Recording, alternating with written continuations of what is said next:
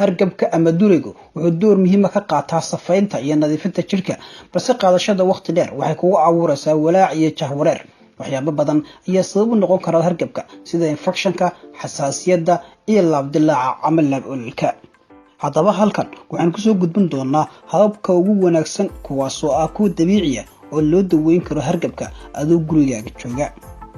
walimkana qadar yar oo ogeysiisa haddii aad nagu cusub tahay fadlan subscribe taabo comment bixi like saar ku jijeliska ama gambaleelka si ay markiiba kuu soo gaadhaan barnaamijyada aan soo gelino siina shagre mahadsanid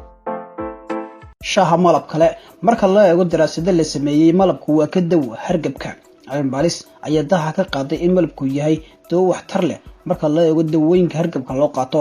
sida dextromethorphan taasoo ka dhigan in malabku yahay dawo wax ku ool ah oo kana awood badan dawooyinka hargabka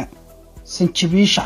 waxay sanjabiisha hoos u dhigtaa hargabka qalalan iyo xiiqda ama neef qabatinka waxay leedahay astaamo ka hortag u noqon kara bararka sidoo kale waxay meesha ka saartaa kaarka ama xanuunka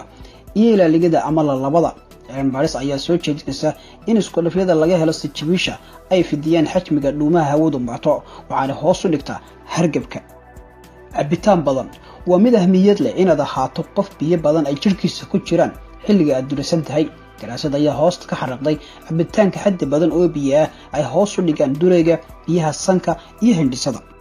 bisbaaska waxaa loogu yeedhaa geedkii mucjisada ahaa sababtuna waxa weeye waxtarkiisa dawo wuxuu dawo ka yahay xanuunada caloosha isgoysyada iyo murqa xanuunka kabsiyaasin oo laga helo bisbaaska waxaa lagu daraa badi dawooyinka xanuunbaabiyaasha ee aan u baahnayn qoraal dhakhtar wuxuu yareeyaa cabirka wuxuu jirka ka dhigaa mid diiran waxa kale uu hoos u dhigaa bararka toonta iyo basasha waxaa ku jiro laga helaa antioxidants kuwan oo ka saara jirka sunta waa kuwa si xoogan uga hortagi kara bakteeriyada fayraska iyo fangaska waa difaac markay noqoto duriga ama hargabka waxaa ku jira toonta iyo basasha maadada allicin oo ah isku dhaf awood badan